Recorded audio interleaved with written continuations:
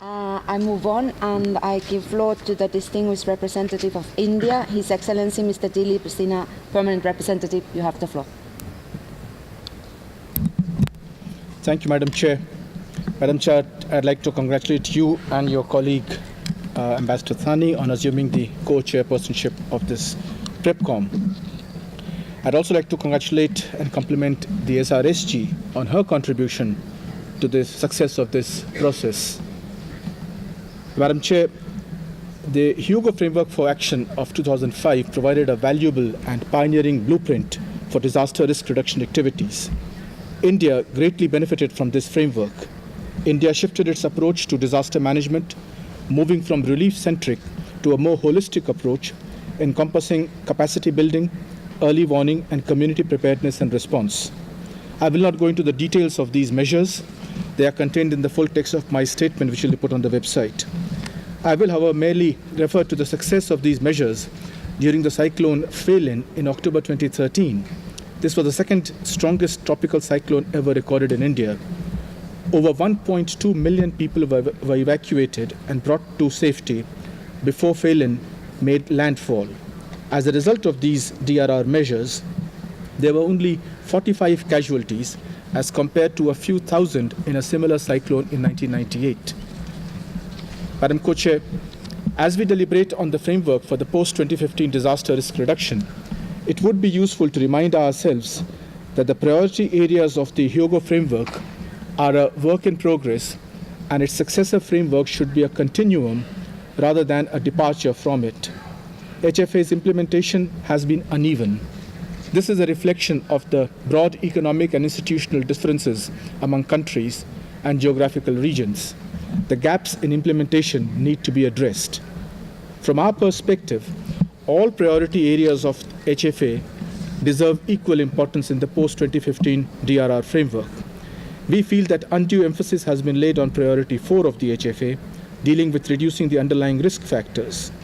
The other 4 priorities, dealing with the establishment of institutional frameworks, early warning systems, safety and resilience, and strengthening disaster preparedness, remain relevant and deserve equal emphasis in the post-2015 period.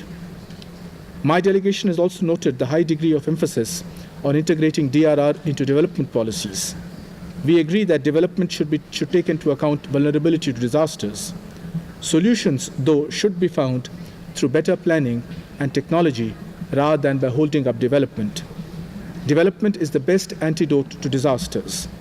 Creating better infrastructure in disaster-prone areas, promoting development, especially eradicating poverty, build resilience to disasters. Madam Co-Chair, we note that there is considerable emphasis on establishing coherence and mutual reinforcement in the international discussions on the post-2015 frameworks, such as Sustainable Development Goals, the SDGs, Development Agenda, and climate change. While there are cross-cutting issues that need to be addressed in a coherent manner, specific issues should be left to their specialized bodies and not jumbled into the future framework of disaster risk reduction. Discussions in one forum should not impede another. It is also essential not to prejudge the outcomes of other platforms dealing with SDGs and climate change. We feel that to be successful, the post-2015 DRR framework should avoid an overly prescriptive international framework, especially setting targets and indicators, howsoever voluntary or best ever oriented.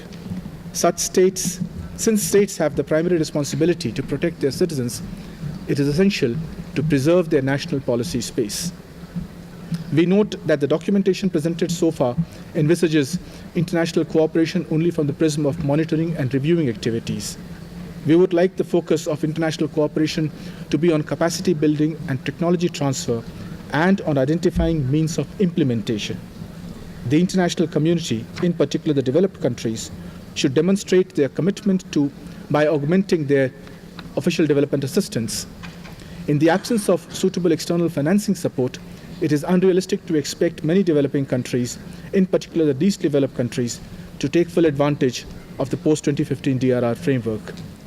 We hope that the future DRR framework will address these issues and thus be a worthy successor to the Hugo framework. I thank you, Madam Co-Chair. Thank you, Ambassador. Thank you very much also for your kind words addressed to the co-chairs.